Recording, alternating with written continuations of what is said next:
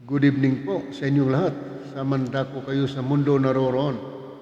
At ating pong pag-usapan ngayon, ito pong pagkatalaga ni dating Senate President Juan Ponce Enrile sa gabinete ni President-elect Bongbong Marcos.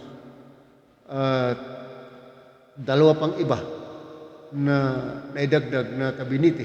Bali, 3 po sila lahat.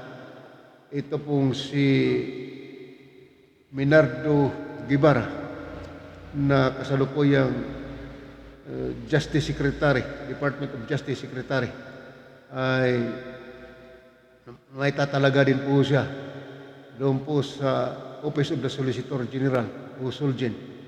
Siya po ang magiging kapalit ni Solgen Calida. At ang pangatlo, mga kababayan, ay itong si retired General Jose Faustino Jr. Itatalaga naman siya doon sa Department of National Defense. Pero hindi muna siya kaagad may tatalaga sa pagiging sekretary sapagkat mayroon pong 1-year ban ang ganong mga uri ng mga retirado. So sa December pa po siya maging sekretary. At bago po natin pagpatuloy ito mga kababayan, ay hilingin ko po na mag-subscribe na muna. Ito pong ating mga kababayan na hindi pa nakapag-subscribe sa ating YouTube channel. At paki-like and share. At pindutin na rin po ninyo yung notification bell para tuloy-tuloy naman kayo na updated sa ating mga bagong video. Sa atin pong pagpatuloy mga kababayan, ay tulad ng ating pag-usapan ngayon, ay ito pong si dating Senate President Juan Ponce Enrile ay itinalaga ni Pangulong BBM dyan po sa Malacanang bilang bilang Chief Legal Counsel. So lahat pong transaction dyan sa legal ay dadaan po sa kanya. So yan po yung napakagandang pag-usapan natin ngayon sapagkat alam naman ninyo, itong si dating Senate President Juan Ponce Enrile ay veteranong politiko at ito po ay naging kasama ng kanyang ama ni President-elect Bongbong Marcos ng halos 20 taon sapagkat ito po ay nag-umpisa noong siya ay naging custom commissioner at sumunod ay naging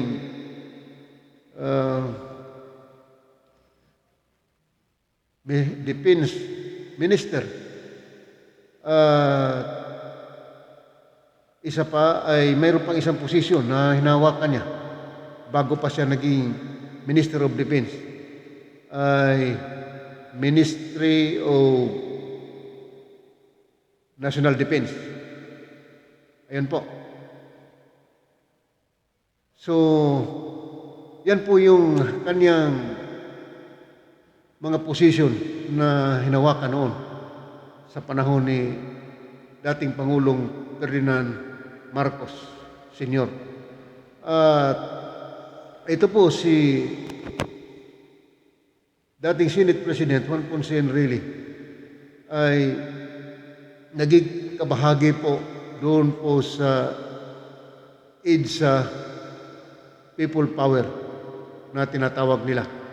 At nakumpisa po ito noong pagkatapos ng snap election na nagkaroon po ng pagtipon-tipon dyan po sa EDSA.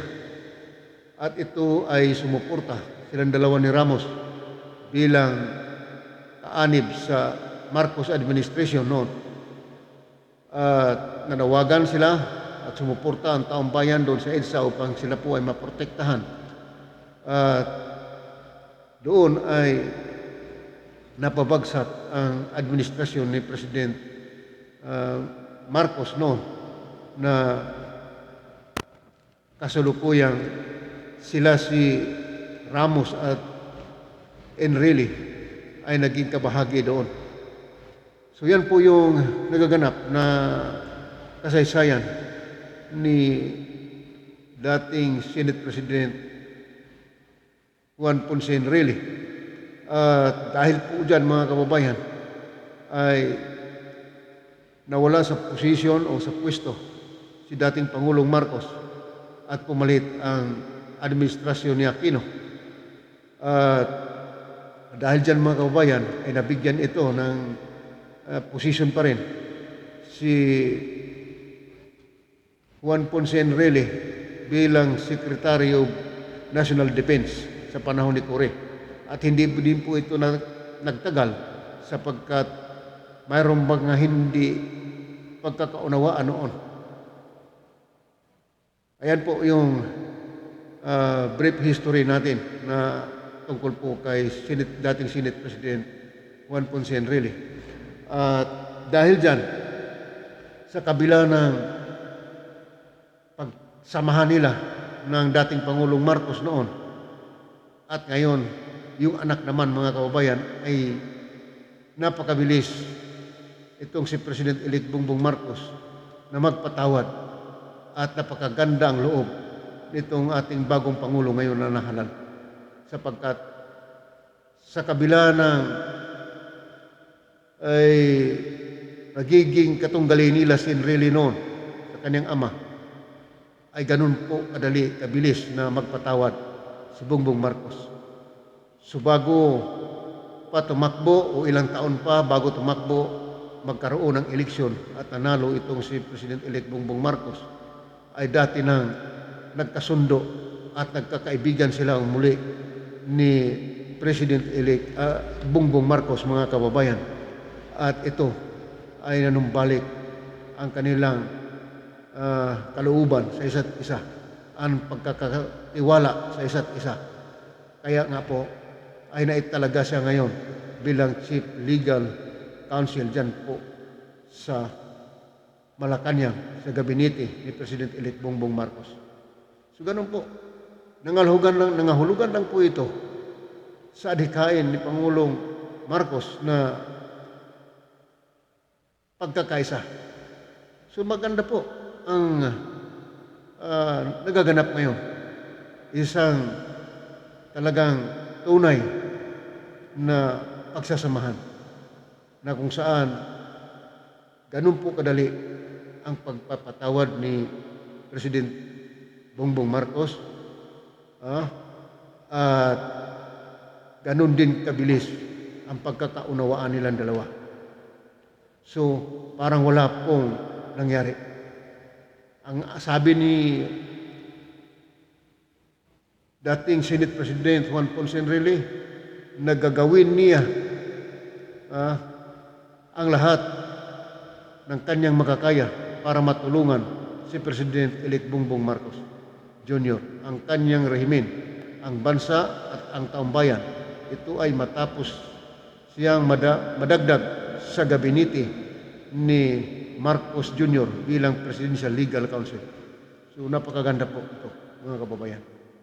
At kamakailan lamang si hapon ay may sinabi si Enrile tungkol po sa mga embarrassment o posibleng kaguluhan na binubuo dyan sa Amerika at dito sa Pilipinas. At ganun din po ang nakitang karanasan niya. Nakita nating karanasan ni Enrile sa pagdating po sa kanyang kaalaman at intelligence, katalinuhan, sapagkat siya po ay 98 years old na, mga kababayan.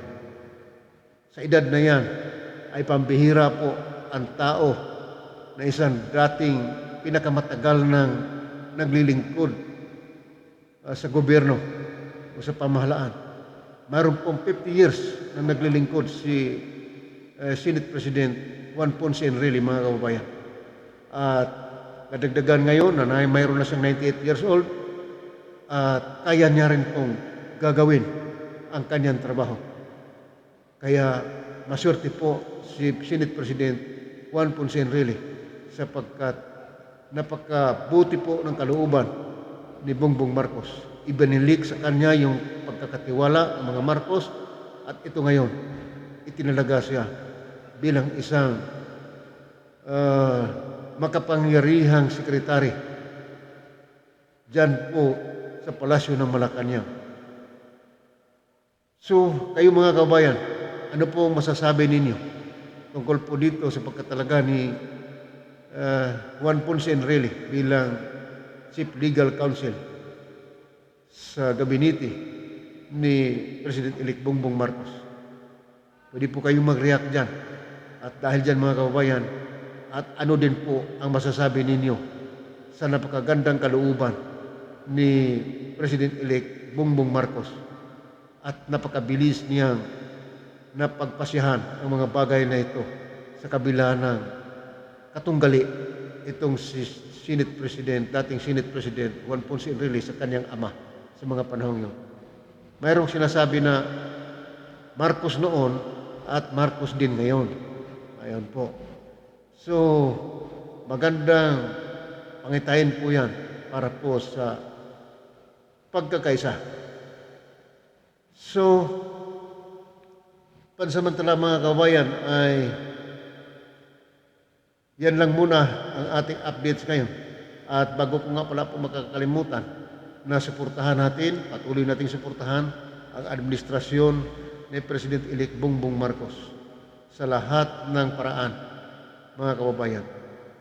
Gamitin natin ang ating mga social media, gamitin natin ang ating mga nalalaman at sasabihin po natin sapagkat doon po natin i-report yan sa bagong administrasyon ni President-elect Bongbong Marcos ay maglalagay po sila ng isang group dyan na kung saan doon po natin sasabihin ang ating mga report para sa kanya, para diretsang makarating sa kanya mga kababayan.